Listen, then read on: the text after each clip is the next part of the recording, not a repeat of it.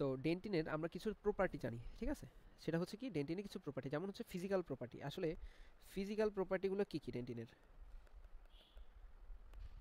Property, physical properties? ডেন্টিনের physical প্রপার্টিসের মধ্যে আমরা আগে দেখি কালার। হ্যাঁ, কালার দেখি। তাহলে এর কালার কেমন ডেন্টিনের? কালার হচ্ছে ইয়েলোইশ। হ্যাঁ, ডেন্টিনের কালার কেমন? ইয়েলোইশ। এবং মজার জিনিস হচ্ছে যত এইজ বাড়ে, হ্যাঁ, যত এইজ বাড়ে অর্থাৎ এইজ বাড়ার সাথে সাথে কী হয় সেটা আরও ইয়েলোইশ হয়। সেটা কী হয়?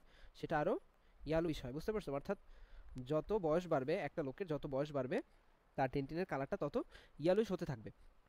আচ্ছা, মানে এর আরেকটা ভাবে আমরা বলতে পারি যে কালারটা কী হয়? ডার্কার হয়। হ্যাঁ, colour becomes darker with age.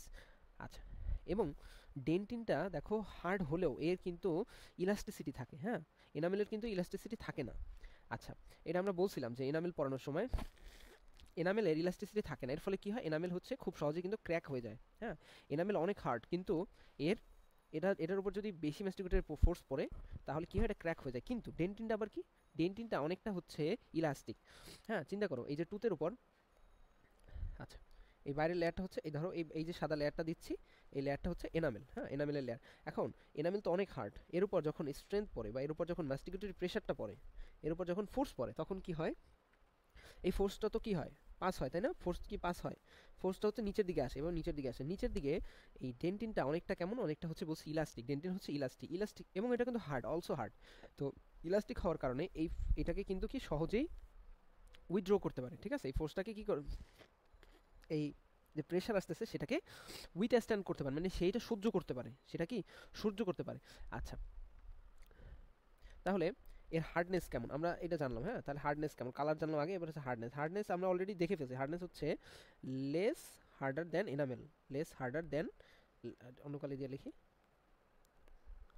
Less harder than enamel but more than bone. হ্যাঁ, এটা অলরেডি আমরা বলছি যে এটা হচ্ছে এনামেলের থেকে লেস হার্ডার, বাট কি, বাট হচ্ছে মোর দ্যান বোন। আমাদের যে বোনস থেকে কিন্তু বেশি হার্ড, মোর দ্যান বোনস। ওকে, আচ্ছা, মোর দ্যান বোনস। এবার দেখো যে আরেকটা মজার জিনিস কি, সেটা হচ্ছে আমাদের যে প্রাইমারি টুথ, তাই না? মানে আমাদের হচ্ছে প্রাইমারি টুথ কোনগুলো? প্রাইমারি টুথ মানে হচ্ছে যেটা হচ্ছে প্রথম উঠে, তাই না? প্রাইমারি ডেন্টিশনে যেটা আসে, তাহলে আমাদের প্রাইমারিলি বা প্রাইমারি টুথ যেটা থাকে সেই প্রাইমারি টুথে হচ্ছে লেস হার্ড থাকে, কিন্তু তুলনামূলক হচ্ছে এর হার্ডনেসটা কম থাকে, লেস হার্ডার। হ্যাঁ, অর্থাৎ সহজ কথা হচ্ছে যে একটা প্রাইমারি টুথের, আচ্ছা লেখাটা ভালো আসতেছে না, একটা প্রাইমারি টুথের ডেন্টিন যতটা হার্ড থাকে তার তুলনায় একটা হচ্ছে আমরা যেটা বলি পার্মানেন্ট ডেন্টিশন বা পার্মানেন্ট টুথের এনামেলটা কি তার থেকে বেশি হার্ড থাকে। ওকে, সে তার থেকে বেশি হার্ডার থাকে। আচ্ছা, এই কথাটা বুঝলাম। কিন্তু আরেকটা মজার জিনিস কি, আচ্ছা এই যে হার্ডনেস কম হলো এটার কারণটা কি, বা এনামেলের থেকে এটা কেন কম?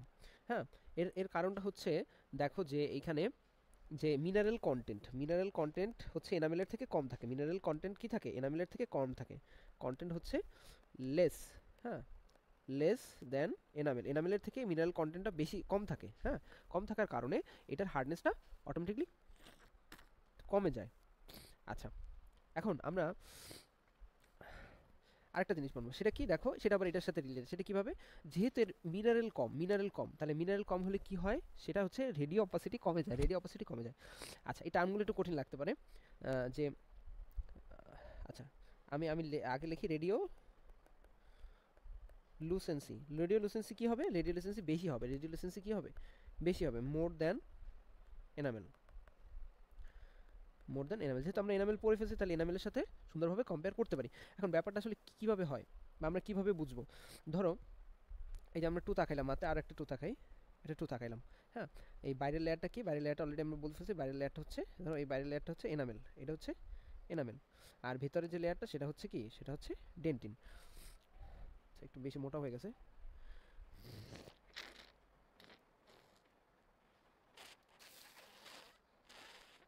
এই যে বাইরের লেয়ারটা হচ্ছে, ধরো এই বাইরের লেয়ারটা হচ্ছে এনামেল, আর ভিতরের লেয়ারটা কি? ভিতরের লেয়ারটা হচ্ছে ডেন্টিন। এই লেয়ারটা হচ্ছে ডেন্টিন। হ্যাঁ, এই লেয়ারটা হচ্ছে কি? ডেন্টিনের লেয়ার।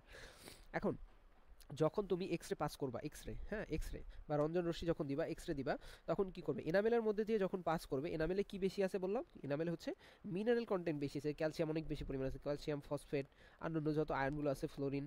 হ্যাঁ, তারপর ম্যাগনেসিয়াম সামথিং যেসব আয়নগুলো আছে এগুলো বেশি পরিমাণে আছে, ফলে কি করবে এরা হচ্ছে এই লাইটটাকে পাস করতে দেবে না, এক্সরেটাকে পাস করতে দেবে না, ফলে এটা হচ্ছে ফিরে যাবে, ফিরে গেলেই সেটা কি, ফিরে গেলেই সেটা ফিল্মে পড়বে, তাই না? এখানে ধরো একটা ফিল্ম আছে, এখানে ধরো একটা